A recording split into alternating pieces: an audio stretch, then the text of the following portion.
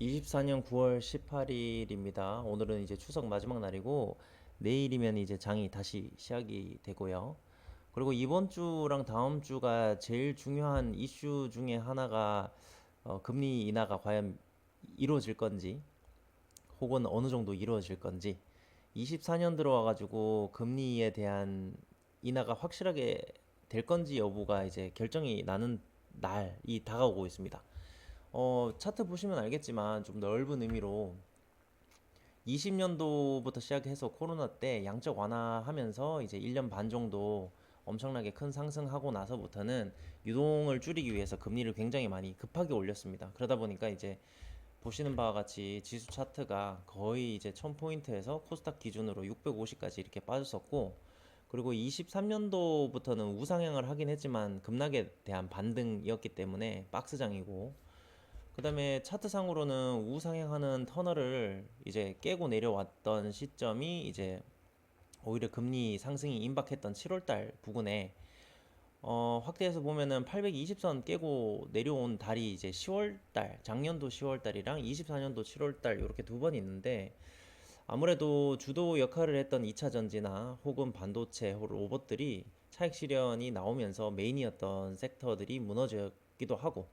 그리고 이제 후발로 금리 인하를 하게 되면은 수혜를 받을 것 같은 바이오는 역배열에서 이제 정배열로 들어가는 박스로 들어와 있기 때문에 전체적인 시총이 밸류가 많이 커진 상태는 아닌 것 같습니다. 그러다 보니까 이제 지수가 무너져 있고, 좀 더 확대를 해보면 그나마 다행인 건 지난번 8월 5일 날 최대의 하락폭이 나오고 급반등하고 나서 지금 차트상으로 보이면 이렇게 쌍바닥처럼 보이기는 합니다. 그래서 이제 단기적으로 5일선, 11선까지 캔들 위로 올라와서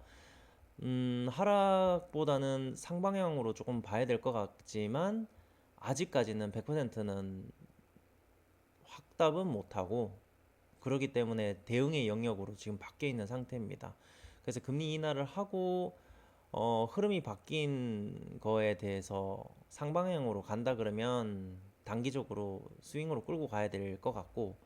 다시 재차 700선이 무너지는 그림이 나온다 그러면은 조금 더 관망을 해야 되는 그런 타이밍으로 보입니다. 어쨌든 제일 중요한 건 7월달 초부터 중반까지는 9월달까지는 거의 관망 쪽으로 이제 조금 해야 되는 상황이다 보니까 차익 실현 쪽에 포커스를 많이 맞췄었고요. 올해 3월 같은 경우는 종목적으로는 3천당을 스윙으로 끌고 갔었고, 보시는 대로 3월달 초부터 이슈가 있어서 스윙으로 끌고 갔다가 단기적으로 한 20% 정도 수익에서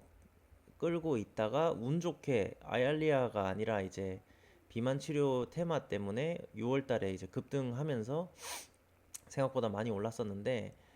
거의 뭐 말씀드렸던 대로 7월 달에는 벌써 차익 실현 구간으로 들어와서 지금 이제 두 달 정도 조정이 들어가 있는 상태고, 그러다 보니까 지금 13만 원 정도 5일선 회복했지만 이제 요 라인에서는 분할 매수를 해야 되겠다, 이렇게 개인적으로 판단을 하고 있고요. 그 다음에 지금 이제 유한양행에 대해서 이야기를 하기 전에 먼저 이야기를 하고 싶은 게 뭐냐면, 과거 사례처럼 우리는 이제 약간 좀 스윙을 하는 스타일이기 때문에 지수 바닥일 때 1년 혹은 1년 반 정도 끌고 가거나 혹은 6개월 이상이라도 끌고 갈 수 있는 거를 하기 위해서는 과연 주도주가 뭔가, 메인이 뭔가, 그거부터 찾아야 되거든요. 그래서 1년 혹은 2년 전에 2차 전지가 메인이 됐었을 때 주도주가 정해주고, 주도주가 6개월 정도 상승을 하면서 이제 중소형을 순환매를 하면서 끌고 가는 그 역할을 했던 것처럼, 지금은 바이오 같은 경우에는 중소형을 먼저 잡을 게 아니라 대형이 되고 메인이 될 수 있는 애를 잡아야 된다고 지금 생각을 해요. 그래서 이제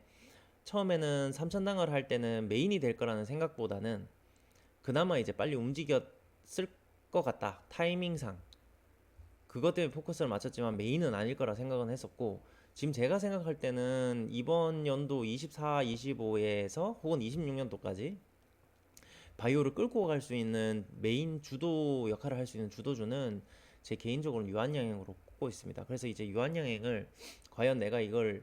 시작은 8만 원 밑에서부터 시작을 했지만 물량을 늘렸다가 줄였다가 계속해서 그걸 하면서 이제 6개월이든 혹은 최소 1년 6개월이든 그렇게 끌고 가야 되겠다라는 생각을 지금 많이 하고 있는데 뭐 오히려 역으로 지수가 무너졌는데 8월 말쯤에 허가가 나면서 물론 그 날에 이제 또 급락을 한번 하긴 했었죠. 셀이 한번 나오긴 했었는데 기관 쪽에서 그거랑 상관없이 지금 제일 중요한 거는 단기간에 이제 60%에서 80% 정도 올랐기 때문에 지금 이제 요 15만 원 가기 전 구간에서 조정은 나올 거다 생각을 해서 이제 비중을 많이 줄였었고